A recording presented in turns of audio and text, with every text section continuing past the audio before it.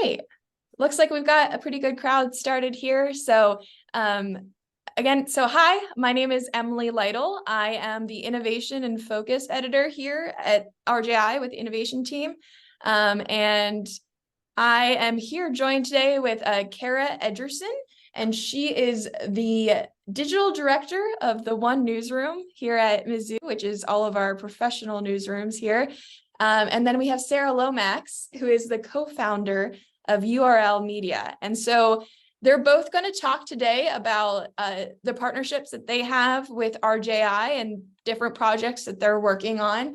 And then as we go through that, if you have any questions for them, feel free, like I said, to put them in the Google Doc. You can put them in the chat, and I will try to monitor that as well. But I guess we might as well get started. So Sara, if you wouldn't mind, tell us a little bit about the Independent Journalist Bootcamp and just kind of how it got started and what it's all about.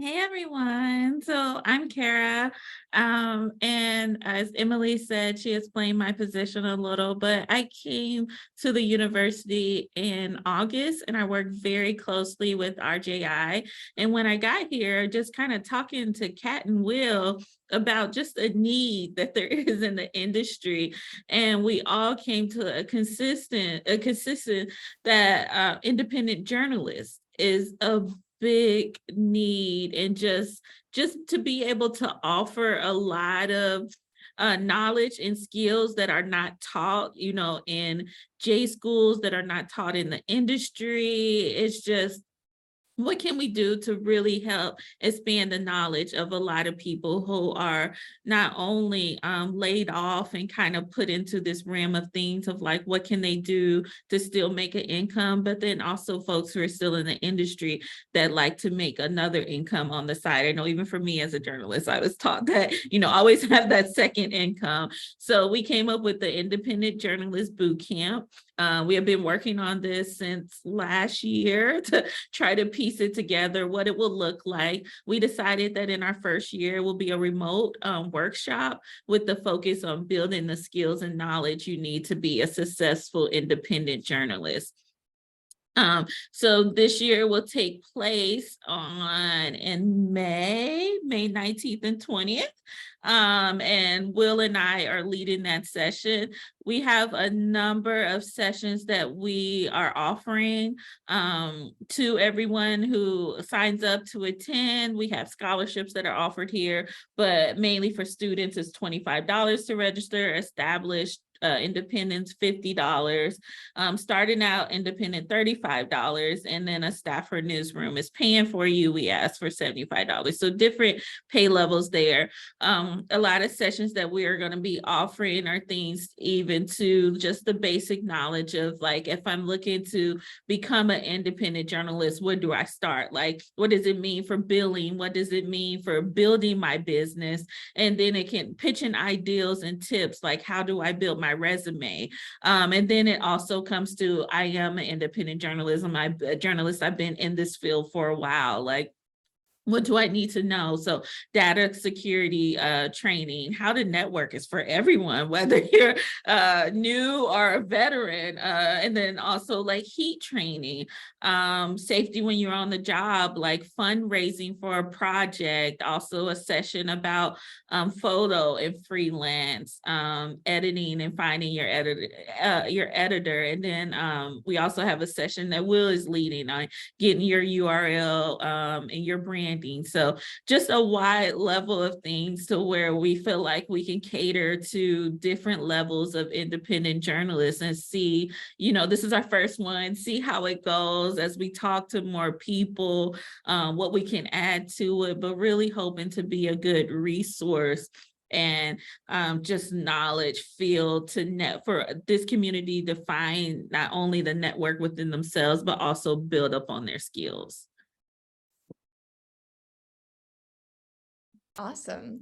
I'm super excited about it. I know I talked to you, Sara and Will, about how I wish I had more training like that in like journalism school, like learning how to be a freelancer and what that means, or an independent journalist and what that means and what you need to think about, because like you said, there's a lot of aspects to it.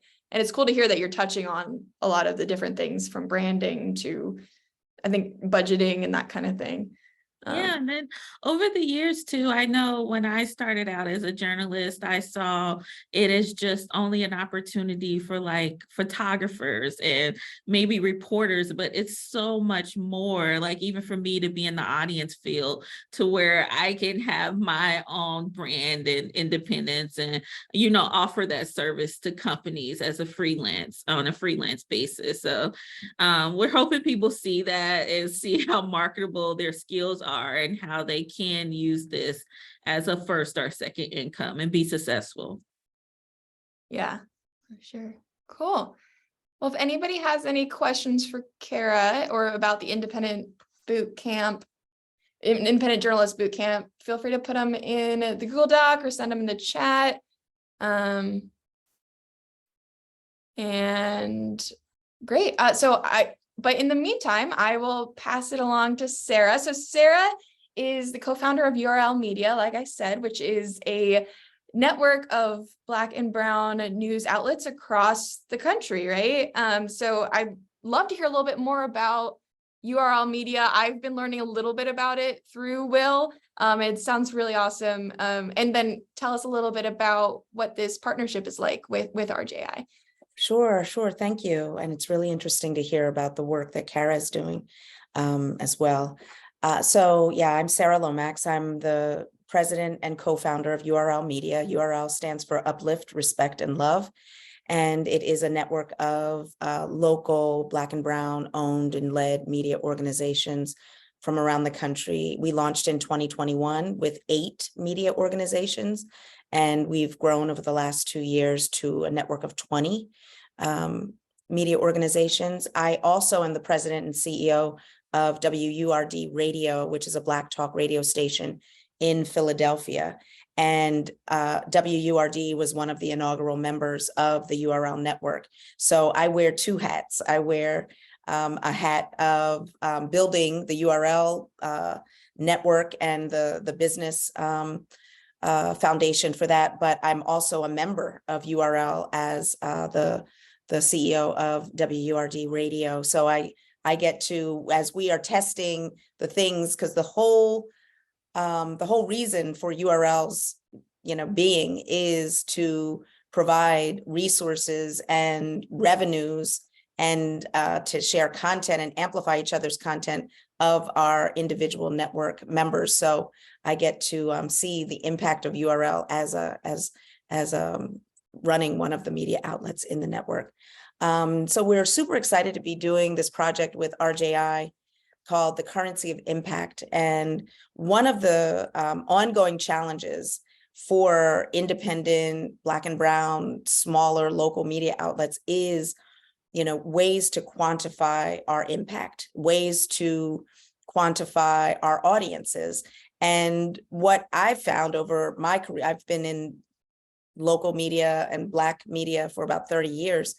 What I've found, and many of our partners in URL have found, is that our impact and our audiences are often undercounted, undervalued, and just not fully quantified by traditional measurement tools that are usually based on just on scale.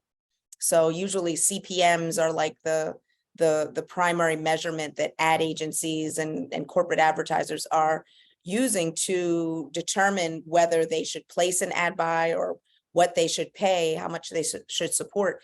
And our thesis and the project that we're doing with RJI is really to look beyond kind of the traditional metrics that advertising agencies and others use to measure audience, that we want to create a broader platform, a broader framework to understand how our media outlets educate, empower, inform our communities beyond just how many people we reach, but also how we're changing behaviors, how we are providing life-saving resources, and we are engaging people around voting and civic education and all of those things. And so that we can hopefully at the end of this this research project and this partnership with RJI, we will have a new kind of palette that advertising agencies and corporate advertisers and other people who are looking to do business with Black and Brown media organizations will be able to have a fuller way of evaluating our worth, our value, our impact. And so we're super excited to be in this process with RJI, and we're absolutely making strides in that direction. I'm curious too. So the topic of measuring a news outlet's impact is a hot one, like one that a lot of people talk about. But you're specifically looking at it from what message do we need to communicate to advertisers, right? About what impact we're making with the communities that we serve. But I imagine that there's overlap there too, right? With communicating to your communities about your worth and that you are making a difference. So I'm just curious what your perspective was on that overlap and how you look at it. Sure. And it's like I am very focused on kind of financial viability and financial sustainability for BIPOC media. And so I'm very clear that how we either redirect funds, whether it's advertising, government funding, philanthropic. But so I would say, yes, we are focused on advertising and changing the conversation on that front, but really funding the funding landscape overall, because a lot of the models for assessing value, it cuts across all these industries. It's usually based on scale. But your point is like, how do we also message our value to our audiences is equally important, but I think that we have such, trusted, direct relationships with our audiences. That's one of the things that is really valuable about BIPOC local media, is that a lot of times it is built on a foundation of trust, because we are serving and prioritizing and centering the issues, concerns, and needs of these communities. That's at the heart of our business model. And so, I know for me at WURD in Philadelphia, it's a two-way talk radio station. So we're in constant conversation with our audiences all the time. They call us up and tell us what they want, what they need, what they think. And so we have, and I think that this is consistent with a lot of BIPOC media.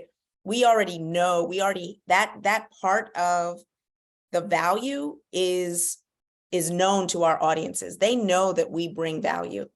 What has been the gap is that the corporate community, the philanthropic, the kind of the systems that have the money have systematically devalued our audiences. They don't necessarily see the value in Black and Brown audiences. And so how are you going to value the media organizations that serve these audiences if you don't value those audiences? Right. And so the default has been scale, well, we're just looking for eyeballs, or we're just looking for ears, or whatever. And so if you don't have scale, then you're irrelevant. And so we're trying to just, upend that perception we're trying to upend a lot of perceptions, but we're trying to say, like, scale is not the only measurement. And one of the reasons we created URL was to actually be able to play more in that scale game, because we aggregate our audiences. We have an aggregated audience of about 10 million right now across all of our outlets. So we're saying you can get scale by working with URL in this network, structure, but and individually, though, our outlets are serving much more niche communities. But when we join together, we're 10 million strong. So you're getting both. You're getting very targeted, trusted engagement with these local outlets, and you're getting reach. So that's very cool. Thank you so much for sharing that. All right, so I'm not seeing any questions in the Google Doc, and I don't. There's one in the Q&A from Yeah. Antonique Flemons. I think that was for Kara. How did you guys get our info? Yeah, I'm not sure what you're asking exactly. If you have a question about RJI, but if you could rephrase a little bit and ask, do you have a question about the Independent Bootcamp, or is it Independent Journalist Bootcamp, or is it about RJI in general? Everything. All right, cool. Well, we hope, so I guess I can tell you a little bit about RJI. Oh, okay. You're not. All right. So I don't know exactly the answer to your question, but I'd be glad for you to keep in touch. And you have a bunch of contact information on the Google Doc that I shared. And we do these community calls once a month, where every month we pick a different topic and we talk about something that we're working on here at RJI, just to keep people in the loop.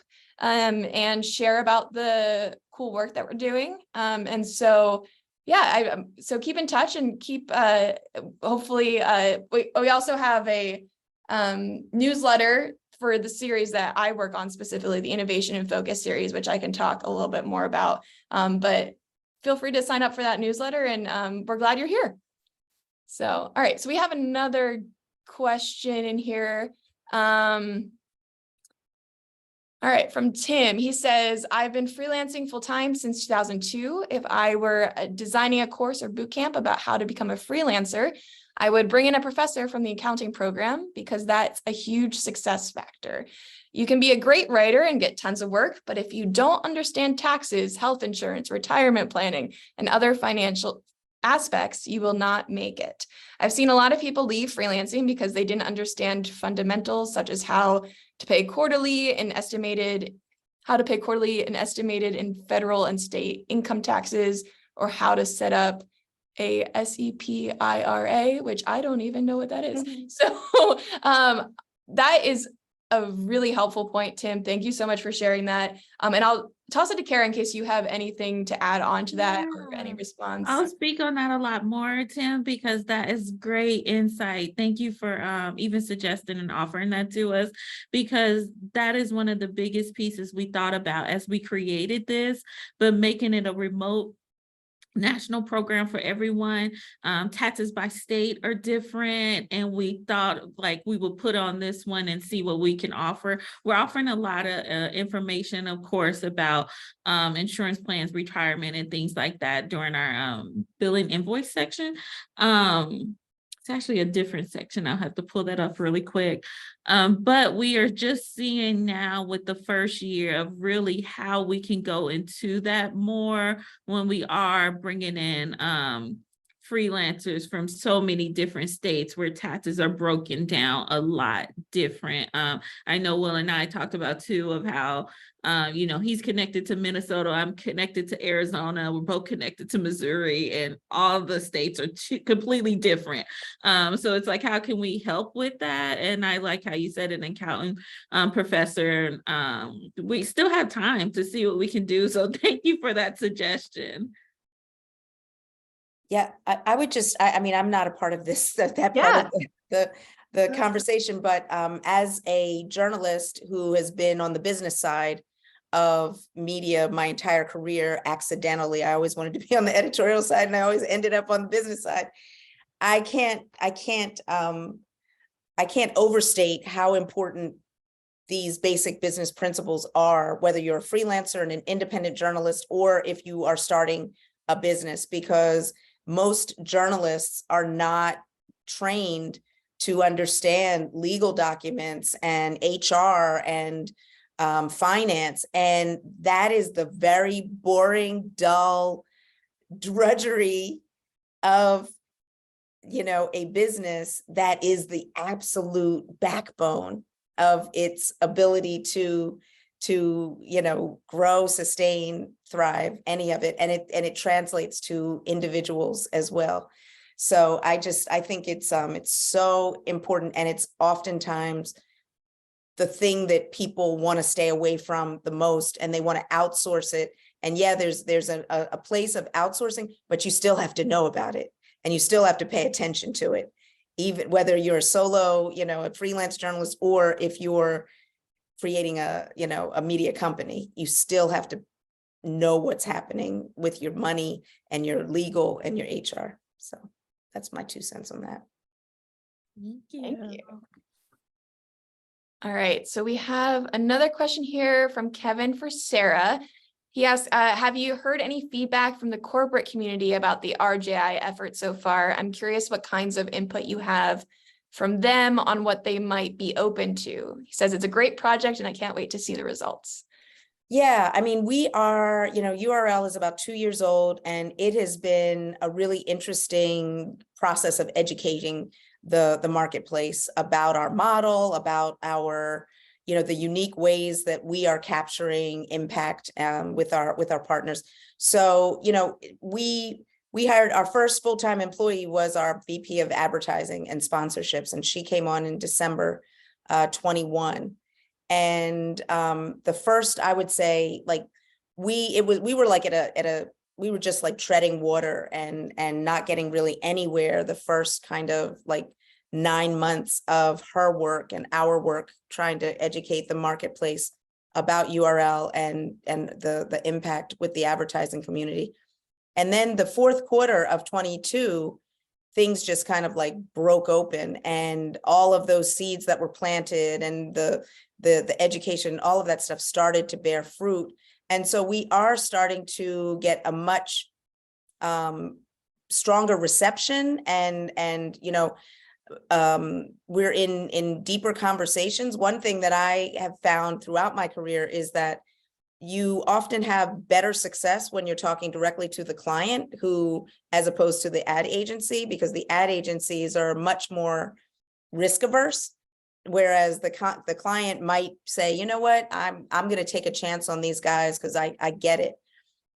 We are hoping that, once we finish this project and do a white paper, a research paper on what are all of our findings, we've already, have some findings, but all of our findings, we want to present that at an advertising age conference. So our goal is in October. I think it's Ad Week in New York, and our goal is to have the paper or some version of it available that we can present and distribute at an advertising conference to, try and continue to educate the industry and to get deeper buy-in to what we're trying to do.